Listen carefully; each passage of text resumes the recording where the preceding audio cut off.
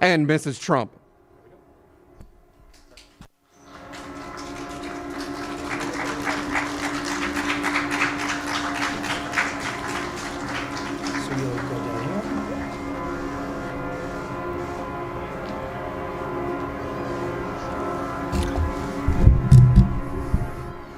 Thank you very much, please. Those are friendly truckers. They're on our side. It's almost a celebration in a way. Please sit down, please. The First Lady and I are thrilled to welcome you this afternoon for our second event, recognizing extraordinary Americans who have responded to the invisible enemy. We know what the invisible enemy is. We've learned a lot. With exceptional bravery and commitment and love, and we appreciate it very much. Great job, fantastic job. In the midst of this pandemic, our nation has been united in grief and in prayer for the precious lives that have been lost. We've also come together in awe and admiration for the heroism and patriotism that we're witnessing all across our country. Here with us today is Amy Ford, a nurse of 17 years, from Williamson, West Virginia, great state. Where is Amy? Hi, Amy. Weeks ago, after telling her children she loved them, Amy got on a plane for the first time in her life and traveled to New York to help. For the past 42 days, she's been working 12-hour shifts in the intensive care units of Kings County Hospital Center in Brooklyn. I know it well. I know that building well. I've passed it many, many times. And Amy has been serving the coronavirus patients around the clock. She once held the hand of an elderly patient all night long, just so the woman would not feel alone. Boy, that's something. Thank you, Amy. That's incredible. I want to thank you for what you've done. What a great story. I've heard about this story. Please come up and say a few words, please, Amy. That's great.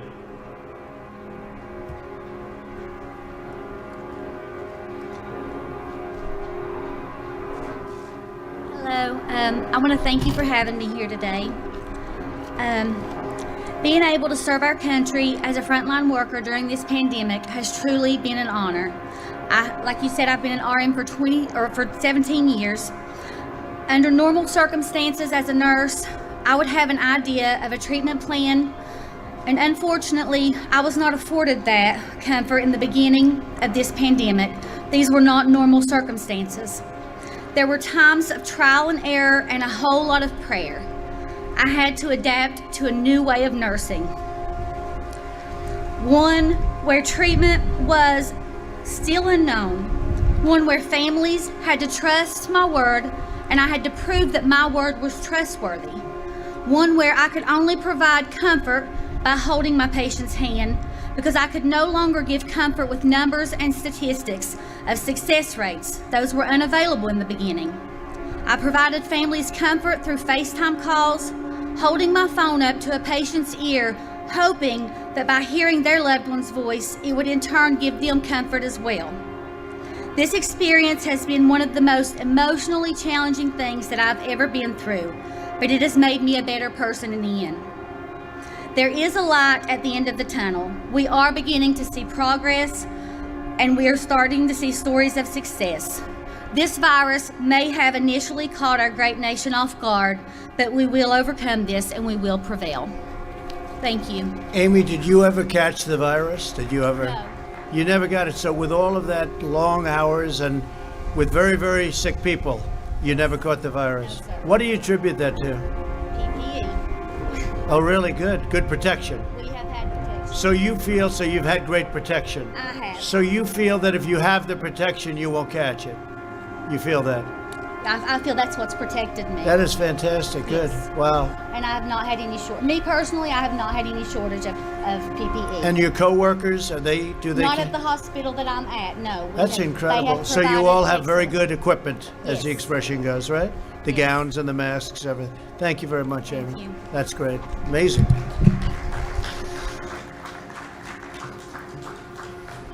It's a great story. Also with us is Ben Ross, the co-founder of a small custom tie business called Brackish Bow Ties in Charleston, South Carolina. Great place. Ben has also, with his team, has shifted to producing protective masks for medical workers, and he's done it completely free of charge. That's fantastic. As Ben says, we've pushed the gas pedal down, and we haven't let up. So Brackish Bow Ties has donated more than 2,000 masks to 31 medical facilities in 10 states, and Ben's also been able to keep all 48 of his employees on the payroll, thanks to the Paycheck Protection Program. Great, Ben. Could you come up and say a few words? I can tell it's you by the tie. I assume that's the man I'm talking about. Thanks, Ben.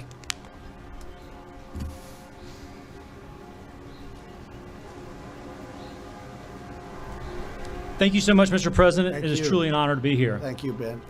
It is because of Jeff Plotner's guiding hand, the passion of the entire Brackish team, and the leadership of this country that we are being recognized here today. I am humbled to be in this garden today with such an amazing group of individuals making such a difference during these unprecedented times. Congratulations to you all, and thanks so much for all y'all are doing. I have no doubt that the United States of America will soar above this and come out stronger and more grateful for family, friends, community, and this nation, because we all know we're all in this together, and only together will we be able to curb coronavirus. Thank you. Thank you. Great job. Thank you very much. Thanks, sir. Fantastic. And I like that tie very much, by the way. Today, we also honor Sergeant Spencer Garrett, an officer with the New York PD, that's New York's finest, that's for sure, right? Who contracted the coronavirus. After 4 weeks of fighting a painful battle against the virus, Spencer recovered and immediately returned to the front lines. Grateful for all of the support of his family, friends, colleagues, and time, all of the people and the work he's done, Sergeant Garrett wanted to provide that same kindness to others. And I know so many of the people members of New York's finest, and we love them and say hello to them, okay? With the aid of his union, Spencer's made it his mission to support these fellow New Yorkers. So if you would, I'd love to have you come on up and say a few words. Thank you.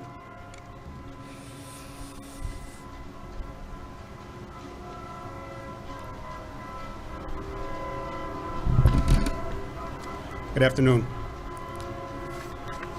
First, I'd like to start by thanking President Trump and the First Lady for their unwavering support of the NYPD. Thank you. As one of your hometown cops, I thank you for your leadership during these uncertain times. On March 29th, I tested positive for COVID-19. Breaking the news to my parents, Janet and James, my brothers, Lee and Sam, and to my 8-year-old daughter, Liana, was downright scary. I saw the fear in their eyes. I looked at my daughter and I assured her Daddy wasn't going anywhere. After a vigorous 1-month fight, I returned to duty in late April. After the experience with the virus, I felt compelled to help the residents of the housing developments that I patrol in East Harlem, New York. We are all in this fight together. Almost 6,000 uniformed and civilian members of the NYPD contracted COVID-19. Unfortunately, some of those members didn't make it home to their loved ones. Handing out N95 masks and engaging in important dialogue by educating the residents that not only do not have support and access to PPE hit close to home for me, I am honored to be here. I am honored to be an NYPD sergeant, and most of all, I am honored to be an American. God bless police officers, first responders, and all of the frontline workers around the country. Thank you. So how was that? You went through that process, and it took quite a while. It took longer than you would have thought. It took almost 4 weeks, sir. And what was it, just complications? or- Complications, I'm an asthmatic, so it was a little more difficult Oh, for me. I see. And took a little extra care, but my daughter was there for me. She helped me out a lot, and she's my hero. That's fantastic. Thank Well, you. You're my hero. Thank you, okay? sir. Thank you. Say hello to everybody. I will. Thank you. Great. We're also joined by 3 terrific Girl Scouts, Lauren, Sareva, and Layla of the Girl Scout Troop 744 from Elk Ridge, Maryland, along with their troop leader, Megan Langley. Thank you very much. That's great. That's really great. These amazing 10-year-olds have donated 100 boxes of Girl Scout cookies to local firefighters, doctors, and nurses, and have spent approximately 200 personalized cards to healthcare workers all over. And they're going to do a lot more. Their ambition is to do a lot more And I think, Layla, you're going to come up and you're going to speak. Why don't you all go up and stand, and maybe, Layla, you say a few words. That would be great. Thank you very much. Please. That's great. Thank you.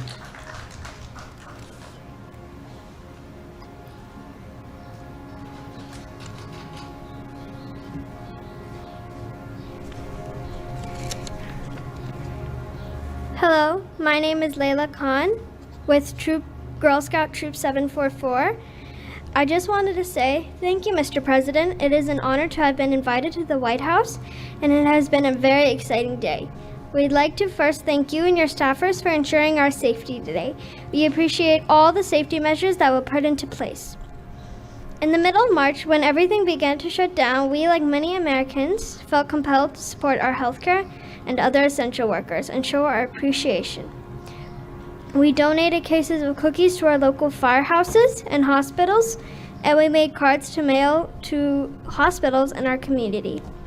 Our troop has a number of parents that are healthcare workers, so one of the parents helped to take our personalized cards and place them on the lockers of doctors, nurses, and other essential workers throughout Children's National Hospital. While we are honored that the troop was invited to be here today, we know we are just part of the millions of other children out there that are doing amazing things to support their community, their friends, and their family. It is a privilege to be here representing all of them. They've made cards, painted pictures, held virtual parties, and have demonstrated how we are all in this together. Our message is that everyone can do something, whether it is donating cookies, adjusting to distance learning, or just helping out our parents. We have come together to support each other during this uncertain time. Thank you for the opportunity to serve our community, our essential workers, and our country. Thank you very much. Thanks, Layla. What a great job. Thank you very much. Thank you. Thank you. Thank you very much, all three. Great job. Also with us today is Clay Young, a real estate developer and landlord from Jonesboro, Arkansas. That's a fantastic place. In March, one of Clay's small business tenants informed him that they were concerned that they would be unable to afford the rent. He immediately took the tenant's rent check, ripped it up, and then waived April's rent as well. Clay had only one condition. He said to his tenant, "Take care of your family and pay your employees. Just take care of those employees, please. We'll get through this together." And that's what's happening. Clay then told 11 more small business tenants that he'd waive their rent payments as well. With the help of PPP loans, many reopened the doors this week. They just reopened. So, Clay, I want to thank you very much on behalf of all of us in this country. And if you'd come up and say a few words, that's a great thing. Thank you, Clay.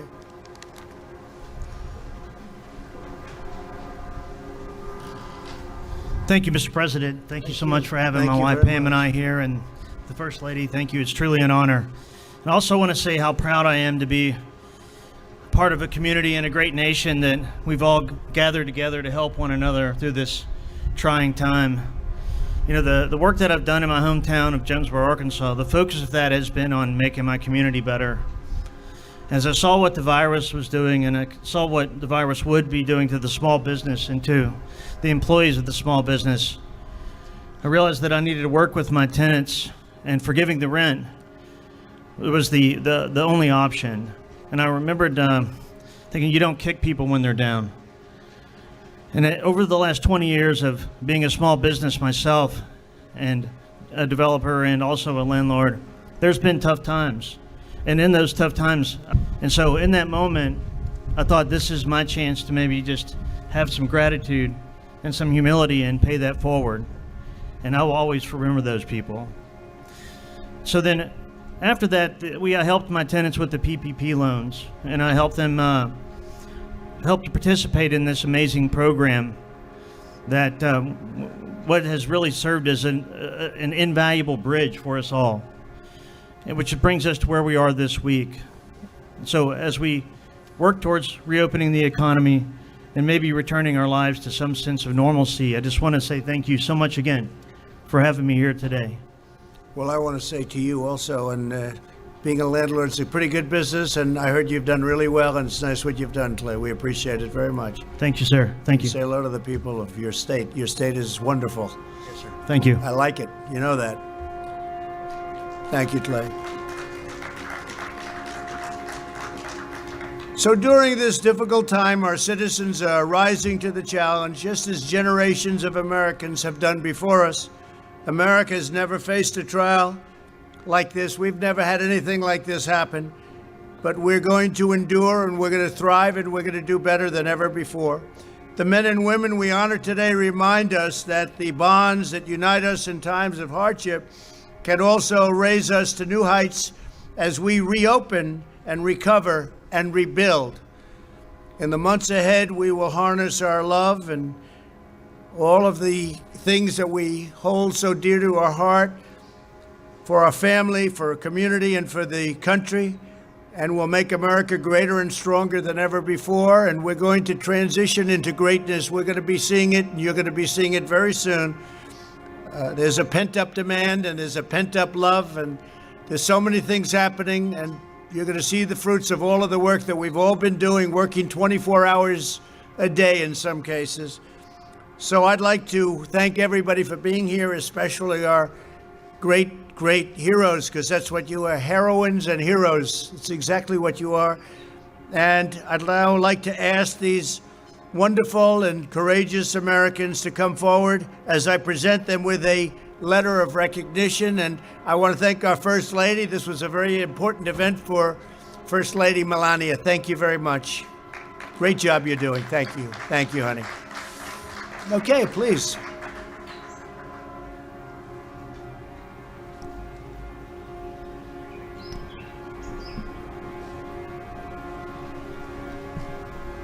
Amy Ford.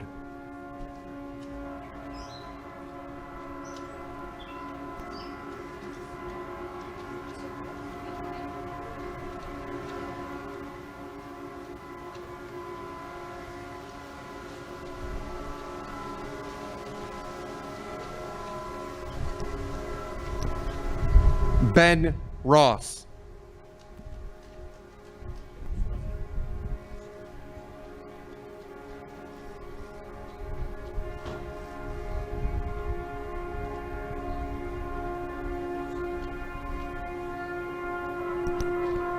Sergeant Spencer Garrett.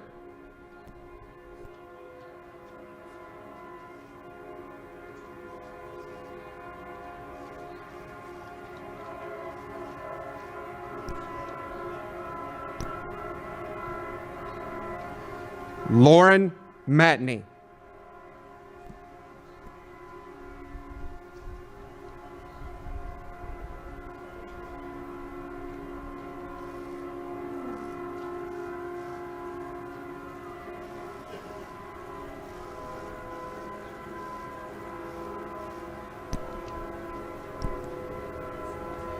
Shravya Anna Peretti.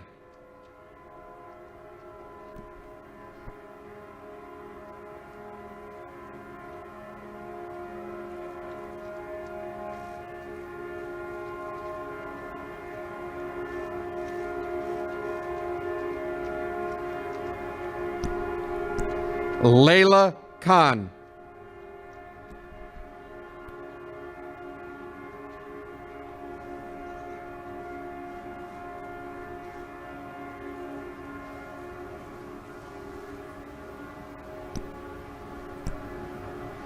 Clay Young.